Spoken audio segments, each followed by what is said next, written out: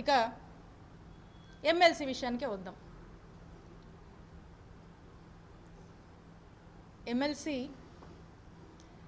ఎమ్మెల్సీగా ఈ టైంలో ఎమ్మెల్సీగా ఉండి ప్రతిపక్ష పార్టీగా మనం ఉంటున్నటువంటి సందర్భంలో మరి ఈ ఎమ్మెల్సీని మరి రాజశేఖర్ గారు వైఎస్ఆర్ కాంగ్రెస్ పార్టీ తరఫున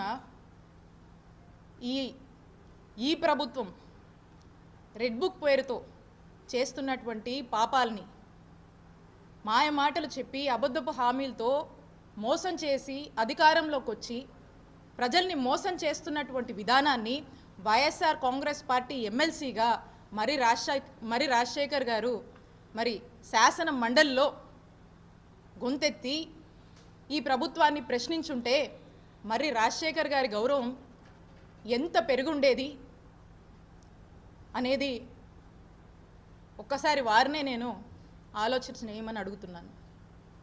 మరి ఈ రోజున మరి రాజశేఖర్ గారు ఎమ్మెల్సీకి రాజీనామా చేయడం అంటే ఒకవేళ ఇది యాక్సెప్ట్ అయితే ఈ ఎమ్మెల్సీ వైఎస్ఆర్ కాంగ్రెస్ పార్టీకి సంబంధించినటువంటి ఈ ఎమ్మెల్సీ పదవి అనేది టీడీపీకి వెళుతుంది కదా. వైఎస్ఆర్ కాంగ్రెస్ పార్టీ ఎంతో నమ్మకంతో మీ మీద ఉన్నటువంటి అపారమైనటువంటి గౌరవంతో మా నాయకుడు జగన్మోహన్ రెడ్డి గారు మీకు ఇచ్చినటువంటి ఎమ్మెల్సీని మీరు ఈరోజు రాజీనామా చేస్తే అది టీడీపీ అకౌంట్లోకి వెళుతుంది.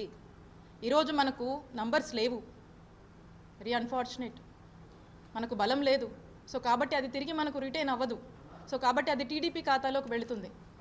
అంటే ఇంత నమ్మకంతో ఇచ్చినటువంటి ఈ పదవిని నిజంగా మీరు నిలబెట్టుకొని ఉంటే మీ గౌరవం ఎంతలా పెరిగేది అనేది ఒకసారి మీరు ఆలోచన చేయండి.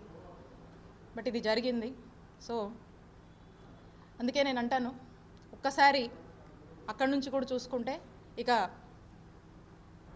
2024 గురించి వారు మాట్లాడుతూ ఉన్నారు. 2024లో ఏమైందనేటువంటి విషయం మీకు, వారికి, ప్రజలకు స్పష్టత ఇవ్వాల్సినటువంటి బాధ్యత నా మీద ఉంది. అయితే 2024లో ఇక్కడ 2019లో నేను పోటీ చేసి ఎప్పుడు వైఎస్ఆర్ కాంగ్రెస్ పార్టీ ఇక్కడ గెలవట్లేదు. మా నాయకుడు దీవెనలతో, మా వైఎస్ఆర్ కాంగ్రెస్ పార్టీ కార్యకర్తలు నాయకుల కష్టంతో, ఇక్కడ ఉన్నటువంటి ప్రజల దీవెనతో ఇక్కడ వైఎస్ఆర్ కాంగ్రెస్ పార్టీని గెలిపించుకోవడం జరిగింది మొదటిసారిగా. ఆ తర్వాత పార్టీ అన్నాక పార్టీ యొక్క రాజకీయాల కోసం ఎన్నికల వ్యూహంలో భాగంగా పార్టీలు అన్నాక రకరకాల వ్యూహాలు ఉంటాయి.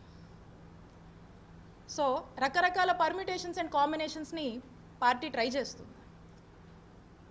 ఆ చేస్తున్నప్పుడు నన్ను మా పార్టీ, మా నాయకుడు జగన్మోహన్ రెడ్డి గారు నన్ను గుంటూరు వెస్ట్ నుంచి పోటీ చేయమని ఆదేశించడం జరిగింది. క్రమశిక్షణ కలిగిన వైఎస్ఆర్ కాంగ్రెస్ పార్టీ కార్యకర్తగా నేను వారి మాటే శిరోధార్యం అనుకొని ఎదురు ఏమీ మాట్లాడకుండా నేను ఆ మాటని, ఆ ఆదేశాలని పాటించి నేను నా బాధ్యతగా నాకు ఇచ్చినటువంటి గుంటూరు వెస్ట్కి వెళ్ళి నేను పోటీ చేయడం జరిగింది.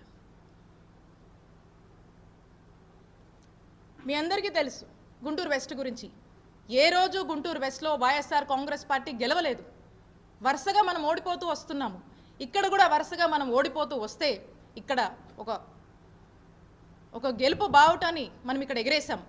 అక్కడ కూడా గుంటూరు వెస్ట్ని ఎలాగైనా సరే పార్టీని స్ట్రెంగ్తెన్ చేయాలి, అక్కడ కూడా మనం గెలుపు కైవసం చేసుకోవాలనే ఒక ఆలోచనతో పార్టీ ఏదైతే ఆదేశించిందో ఆ యొక్క బాధ్యత మీద నేను గుంటూరు వెస్ట్కి నేను వెళ్ళి పోటీ చేయడం జరిగింది.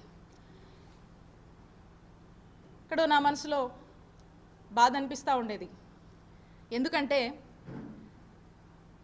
మా నియోజకవర్గం చిల్లూరుపేట, ఇక్కడున్నటువంటి మా నాయకులు, ఇక్కడున్నటువంటి మా కార్యకర్తలు, ఇక్కడ నన్ను దీవించినటువంటి ప్రజల్ని, నా సొంత నియోజకవర్గాన్ని వదిలి నేను వెళ్ళాల్సి వస్తుంది అనేటువంటి బాధ నాలో ఉన్నప్పటికీ నేను మా నాయకుడు మాటే శిరోధారంగా భావించాను కాబట్టి నేను అక్కడికి వెళ్ళి పోటీ చేయడం జరిగింది.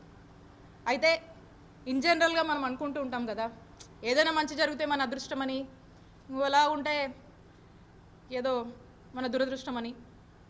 అయితే ఇక్కడ మీ అందరినీ కూడా వదిలి వెళ్ళాల్సి వచ్చినప్పుడు, మీ అందరి గురించి నేను ఆలోచించినప్పుడు, నా సొంత నియోజకవర్గం అని నా మనసుకు బాధ అనిపించినప్పుడు, ఇది నేను ఎవరిని అనట్లేదండి, ఇది కేవలం నా దురదృష్టం అనుకున్నాను. నేను నా బాడ్లకు అనుకున్నా, ఏదో మిస్ఫార్చ్యూన్ అనుకున్నా.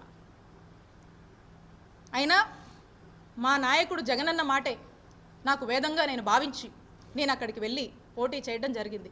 పదే పదే రాజశేఖర్ గారు అంటున్నారు అన్ని వేలతో ఓడిపోయింది, ఇన్ని వేలతో ఓడిపోయిందని. గెలుపు ఓటముల గురించి మీరు మాట్లాడుతున్నారా రాజశేఖర్ గారు? చెప్పండి. అయితే గెలుపు ఓటం అనేది సహజం. నేను గర్వంగా చెప్తా ఉన్నా, మేము 2019లో అధికారంలోకి వచ్చాక మంచి చేసి మేము ఓడిపోయాం. ప్రజలకు మంచి చేసి మేము ఓడిపోయాం. టెక్నికల్గా మాట్లాడితే రకరకాల కారణాలు ఉన్నాయి, అదో ఇదో ఏదో అని మనం అనొచ్చు. బట్ ఎవిడెన్సెస్ లేవు కాబట్టి నేను అది చెప్పలేను. కాబట్టి మంచి చేసి మేము ఓడిపోయామని మేము గర్వంగానే చెప్పుకుంటాం. ఆ తర్వాత మా నాయకుడు జగన్మోహన్ రెడ్డి గారు మళ్ళా మాట్లాడి మళ్ళా తిరిగి నా సొంత నియోజకవర్గానికి, మా చిలకలూరుపేట నియోజకవర్గానికి నన్ను పంపిస్తున్నానని ఆదేశాలు ఇవ్వడం జరిగింది.